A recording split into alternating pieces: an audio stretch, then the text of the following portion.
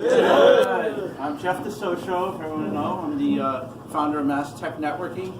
So I also own AIMC Business Solutions. It's a digital marketing IT merchant services company, and I run Mass Professional Networking, which is our larger group with thousands of members. We run regular networking events every fourth Wednesday of the month. So March 27th, we're at Howl at the Moon, so see me later if you want the link to that, or I'll send it to you. This is Linnell Schmidt, and Emerald. Oh my lord. Recently married. Recently married. And just introduce yourself really quick, 30 seconds.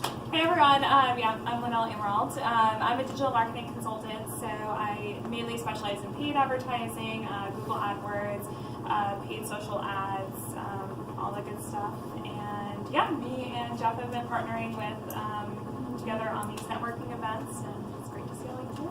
Great, thank you. And we have Dynatrace here. Hey everybody, I'm Betsy Hunt from Dynatrace. If you haven't heard of us, we do software intelligence for the enterprise cloud. Our global headquarters is up in Waltham, Massachusetts, and we're always hiring. So right now I'm here for different sales roles, and we also have a more entry level if any of you know of anyone that would be of interest. So contact or come see me, and I'm happy to exchange contact. And we also have Solution IT down the corner there. Say hi. Hi everybody, I'm Jillian. I'm the Director of Talent Operations at Solution IT. We're up in Wilmington, Massachusetts. We are an IT staffing company, and I'm here marketing some new services. We're kind of expanding our umbrella, so come on over and talk to me so I can. Thank you. All right, so we're pretty excited about tonight's presentation. Everyone loves cybersecurity. Does everyone want a career in cybersecurity? Dynatrace, you know. So we have Mark Aiello here. He's from Signature Consultants. Yeah, I said your name right? You're close. you want to make Aiello. You just take off the A and then it's easy. You want to make it the elevator speech? And then we have Mike Sheen here. Our third sponsor, Signature Consultants. With that one hell of a display. There. You got the flowers right there. That's right. So Signature. So we're the 14th largest IT staffing firm in the country. We've got 26 offices across the country. Our group here is right over at Federal Street. We do everything from project management analysis to infrastructure development. We've got a cybersecurity practice, which Mark is going to talk about tonight. We've got an ERP practice. We've been voted one of the top firms to work for 8 years in a row. We're very proud of that. So 9. okay. 9 years. 9 years. It's 9 years now. Uh-oh. Yeah, I know this. 9 years. You're the guy. You got to help. Yeah. Jeff is actually one of our clients, so I'm very proud to say. So I think everybody will learn a lot tonight about the cybersecurity market, that's for sure. So let's get started. Okay, great. Mark, do a show. I'm gonna do here so that way I don't have to feel like I'm watching a tennis match and keep looking around. So I made some notes, and as you can see, I have been in the IT staffing space. If I live until January, it will be 5 decades. That's pretty good, huh? Or is it? So what happens is when you get that old, you need to make notes that are really great. So I promised it would be brief, and I'd love to take some questions from everybody. We have the cybersecurity space right now. We have a major problem, and it's talent, labor. There are a lot of statistics. There are 0% unemployment. That's the first thing you should know. And you'd think that 0% unemployment. So if I'm a cyber pro, I should be able to throw a rock and find a job. It should be easy peasy. And I'm telling you, it's not. The entire job hunting and hiring process is absolutely broken, busted. It needs somebody to come in and fix it. It is all keyword search. I send in a resume. I was talking to John earlier tonight. You send in a resume. You hope that you come back and whatever algorithm looks at it. My advice to John, I'll give you this quick. If you see a job, you are going to send your resume into it, to an individual, through LinkedIn, through some talent acquisition team. It's going to hit an ATS. If you have the skills and you can do the job, I recommend that you take the white space on your resume and you write those skills as many times as you can on there, and then turn all that type white. So They won't know when they're reading your resume, but your resume is going to come to the top of the pile. And at least you'll get an opportunity to be able to trick the system. You have to decide if you want to do that, but I recommend that you do that because you have to try to find ways to get beyond that. The other problem that we're fighting in cyber is there are no established career paths. It's, for the most part, when I started in cybersecurity, it was information security. Cybersecurity is so new, and the labor market is so immature right now that we do not have a common agreement on how to spell the word cybersecurity. It's cyber. I have. I'm going to be at Secure World next week. I'm speaking about this, but a little bit longer, and with a presentation. Mike said I couldn't use it tonight, so I have to try to memorize all this stuff. It's a test. I have a bunch of pictures. DHS as an example, right? DHS. I have a picture of their website where it says cybersecurity, capital C, one word. Side by side, the next one it says it's DHS logo, cybersecurity, cyber, space, capital letter S, security. I have University of Maryland and can't remember the other one, Purdue, have two cybersecurity programs, online cybersecurity degree. And I asked the question that one spelled cybersecurity C, all one word, one is two words, and I asked the question, are they the same degree? I don't know. And I mentioned to John as well, if you go to FireEye's website and you go to Cisco, two of the biggest cybersecurity vendors in the world, they ask a question, what is cybersecurity? And they ask it, what is cybersecurity? Big C, all one word, and what is cybersecurity? Two words, capital C, capital S. So I'm telling you, think about that. If you can't spell what industry you're in and you can't agree on it, then it's going to take a while. We are a really immature labor market. No standardization of job titles. A security engineer might be different than a cybersecurity engineer. It might be the same as a cybersecurity analyst. It depends on the company. It depends on the industry. It depends if it's private or public. It is the Wild Wild West right now, and it's so looking for a job and trying to find one. Here are some of the statistics. 3.5 million unfilled jobs projected in just 2 years in the world. Right now, United States of America, 800,000 people employed as cybersecurity professionals with 400,000 openings. Think about that. 400,000 openings. Where are those 400,000 people going to come from? They're going to come from the 800,000, and they're going to mean that we're still going to have 400,000. And there are, we have, the last one is we have 36% annual year-over-year growth in cybersecurity jobs over the next 3 years through 2022. Think about that as a market. Think about the opportunity. Think about, you talked about bringing in kids out of school. Think about what a great opportunity it is. But these poor kids can't get jobs. There is a story that came out a couple months ago. Everyone know what bug bounties are? For those of you who don't know, many companies say, hey, you have permission to hack our site as long as when you do, you tell us where there's a vulnerability, and I'm going to pay you for that vulnerability. And they pay. Some of them pay quite handsomely. Facebook, Instagram, Google, the list is long, long, long. The first person in the history of Earth that earned $1 million last year in bug bounty is a 19-year-old kid from Argentina. And he is completely self-taught. And I don't think I could find one company that I know that would hire him. In fact, they wouldn't even interview him because he has no college degree. He has no formal training. And his resume would never get through the stupid screening process. The fact that he earned more than anyone in the history of Earth means nothing to them. That's where, and hopefully those are things that companies like Signature and other firms that are in that business can do, is try to make those connections, I spoke with a gentleman yesterday who is the Chief Information Security Officer with a Fortune 50 company. We talked about income, and he makes $1.2 million a year along with stock options. And he reached out to me, he needs to make a change, and he's having trouble getting in somewhere.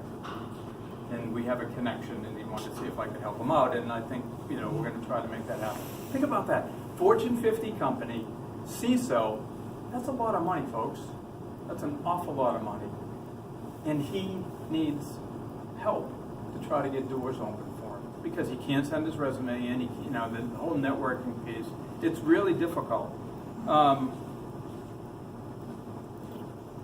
So my advice to anyone that wants it is that's the bad news is it's all the Wild Wild West. The good news is you can kind of carve your own path. You have to be a little bit entrepreneurial. You do things like this. And Secure World, if anyone in here is interested in the cyberspace, is next week on Wednesday and Thursday at the Hines. It is the largest cybersecurity conference in Boston. This year we're going to break another record, well over 1,000 people. I know that they have 1,000 people just for lunch. So I don't know on the first day. I have no idea how many people will end up there for the entire thing. But it will be, there's probably, right now there's like 1,500 people that registered for it. It's a fantastic event. So many people. It's a wonderful networking event. It's a great place to go and just ask questions and learn. My other advice to people that are in the business, do you happen to be in the cyberspace? I'm just going to see To see and learn? Well, one of the things that I suggest to people that you do, any cyber professional, whether you like your job, well, I should say especially, and even if you like your job, you should interview at least twice a year.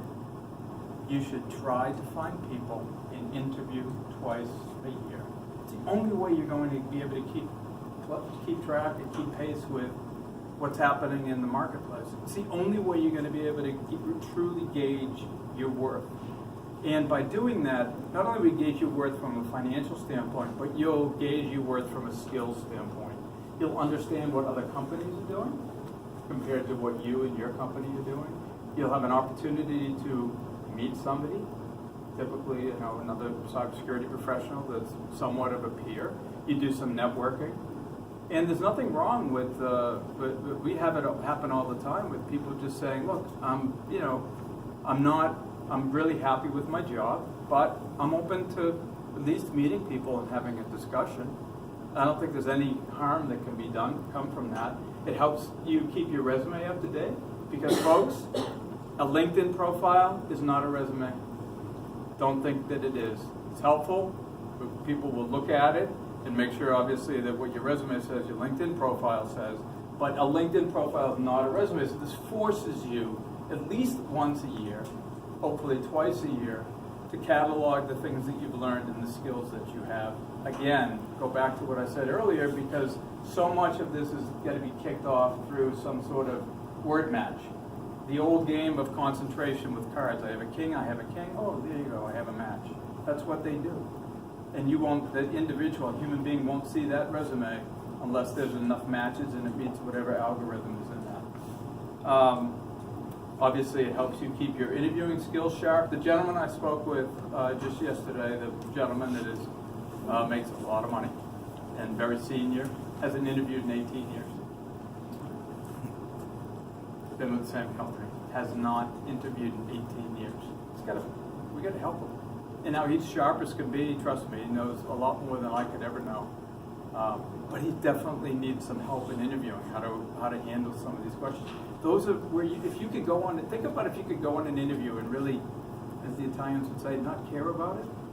You can go in more relaxed. You can ask a lot of questions that maybe you might be a little bit apprehensive about asking if you were really interested in the job. And it's a good way to go in super relaxed, information gathering, take that information out, send a thank you note, appreciate it, but I'm going to stick where I am right now. Be polite with everybody. It's a great opportunity. And given the marketplace right now for cyber people, if you can get somebody's attention, they will speak with you. And you don't have to leave work to do it. You just take a lunchtime, half-hour call. You could even do a video on your phone. You could do anything. You don't have to show up and be there. You just want to talk to people, find out what's going on. The last part is for me to say to you, thank you. And I'd love to hear if anyone has any questions, needs any advice either now, or if you're too afraid because Mike will make fun of you, you want to come up to me afterwards, please come up to me afterwards. I promise to be brief. Yeah, basically two questions. One is, with the growth of cybersecurity, it feels like Boston is one of the hubs for it. Is it, or is there another city in the United States or overseas cities? Boston is, in terms of the population of cyber professionals, it's either 6 or 7 right now. So DC, New York City, DC is right now, DC is number 1, New York City is number 2, San Francisco is number 3, Dallas, Austin is number 4. Who am I forgetting? Houston? No, Seattle? not Houston, not Seattle. No, Miami? it's not Detroit. Chicago's actually like right there with Boston. They kind of go back and forth. Los Angeles is actually one of the growing areas in cyberspace. And then Boston will fall in there. So it's in the top 10, and it has been in the top 10. Austin, believe it or not, came out of nowhere because Austin 10 years ago said, we are going to invest. The city of Austin said we want to be the cybersecurity capital of the world, and they've done a really good job at it. They put good tax incentives in place, found ways to attract cybersecurity companies and other companies, cybersecurity vendors.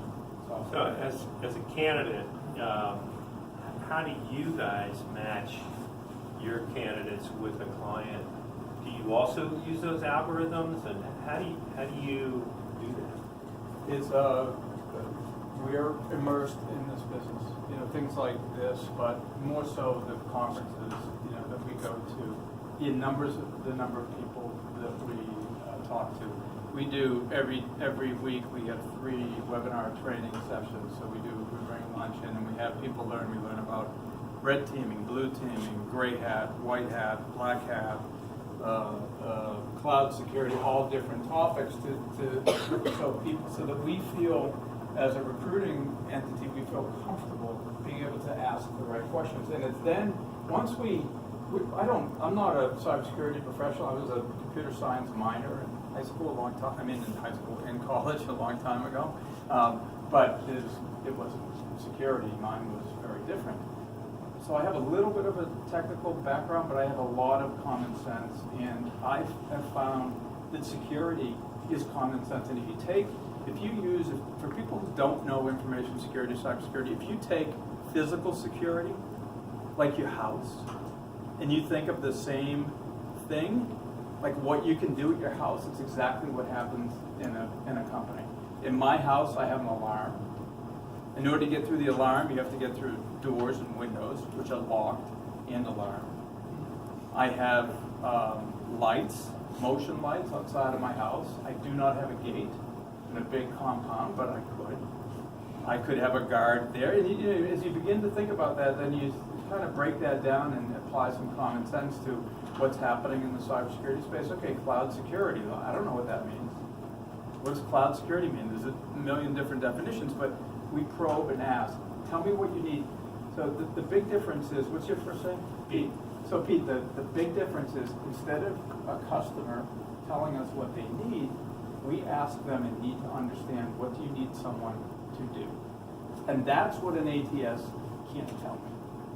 Job descriptions. You guys ever read job? And it's not, cyber's not immune to it. We have one that they said the person has to have good manual dexterity.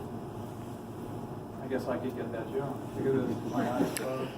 It's like the stupidest things that you read in job descriptions. And some of the job descriptions is somebody throwing up everything they can think of. And you put this together and you say, this is Kelly LeBrock of Weird Science, 2 kids with a Barbie doll and a car battery that made Kelly LeBrock out of a Barbie. Well, just a comment, they're essentially laundry lists. Yeah. And they're not weighted, because you might see, 50 things, and then 2 or 3 things that are just somewhere in that list turn out to be at the top of the list, but you don't necessarily know it. And that's why it's so vital to ask and understand, what do you need someone to do? And then we'll talk about the skills that we need to have. And based on our knowledge, how prevalent are those skills? what is going to attract you? Think of this, 400,000 openings, 800,000 people working. Everyone is working. You're one of those 400,000 companies. You have to convince someone to leave their job. They come join you. Why? What's your compelling reason? If anyone's here in the hiring business of cybersecurity people, think about that the next time you're looking to hire somebody. What's the compelling reason that I'm going to leave my job and come to yours? Is it remote work? We're seeing a lot of that in the penetration testing world right now, a ton of it. And it makes sense because they're trying to hack a system, find vulnerabilities just like a hacker would from their house or from a parking lot or from some Starbucks or some other location. They're not going to be sitting in a cube in Google trying to hack Google. They can't get in, physically can't get into the space. So it makes a lot of sense to do that as long as you can trust that the person is, a gray hat, not a black hat, not going to take off for things, and you do your best you can with background checks and references. Hope for the best. Thank you. What's the most transferable skill then? If we're going to fill these 400,000 slots, is it coming from outside? Is it coming from elsewhere? If it's on the networking side, so network security and more infrastructure stuff, yeah, it will definitely come from that. It will come from infrastructure type people. They're already doing it. They've been doing it for a long time. They just haven't been doing it the way that it is now. It hasn't been a separate industry, right? A separate emphasis just on that. It's always been a part of it. We've always had passwords to log into since the first token ring network came out in the late 80s. We had passwords to log into it. I mean, essentially that's security. And firewalls have been around forever. And those were security, but we always thought of those as just infrastructure appliance that the network guys on working around that raised floor took care of. Now we're they're completely different. Now you have hardware and software firewalls, so they require a ton of programming. There's an awful lot of work that goes behind that. So on that side, you have that. On the GRC side, so the governance, risk, compliance piece of cybersecurity. So if you think about it, cybersecurity is all about risk. That's all it is. It's a simple risk equation. I have nothing in my house to steal. I don't care if you come in and spray paint the walls, so I'm not going to have doors in the summertime. I'll leave everything unlocked. I don't need a guard dog. I don't need motion alarms. I don't need anything because I have nothing to take. Go ahead. But maybe I do. And you have to decide, and that's what cyber's all about in the GRC space, is saying, okay, how much risk are we willing to assume based on our own needs, what some governance might be that we have, either independent groups like PCI or the federal government, like Sarbanes-Oxley really pushed this in the early 2000s, and what types of compliance issues? What's the risk of me not complying? Do I get fined? If it costs me $1 million to not be fined $1, I won't do it. If it costs me $1 to not be fined $1 million, I'll do it. And you figure that out. So there are lots of areas. That area has actually been around for a long time. Risk assessments have been around for a long time. Auditors, that tends to be a nice path right now. You come in through the audit side, inside of a company. Finance. So they tend to be more mathematical, analytical, can take a look at that and do some risk calculations. And then the other piece is, the other pieces are much more technical. So the DevSecOps world, you guys are doing DevOps. I don't know if you're doing any development, but there has to be something behind your product. DevSecOps is a newer and growing area in cybersecurity. It's making sure that what the code that we're building, the application that we're building, has security in mind while we're building it. We're either building it in, or we're making sure that we're testing this and penetration testing it while we're building it. And it's a really it's a struggle in an agile environment where they're pumping out new apps.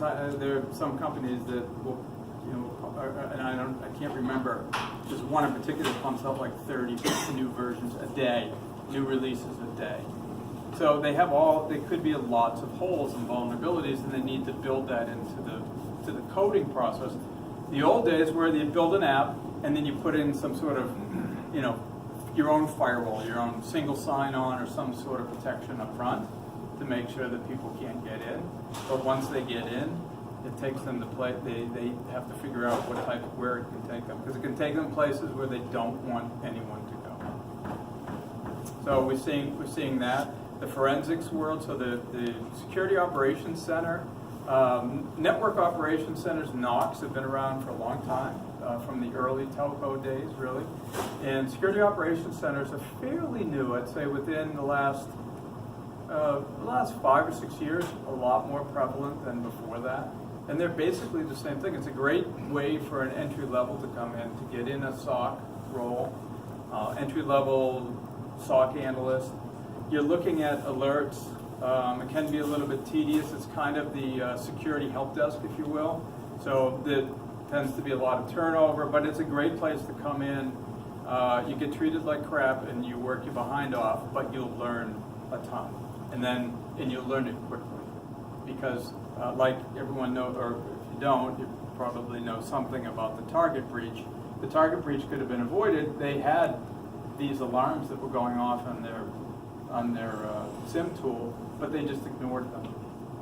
And those are because you just get so immune to it. It's like the retail. If you walk out of a place, it's happened to me, with a tag, the security tag still on a piece of clothing, and you walk out and it goes off, and you look over like, oh God, what did I do?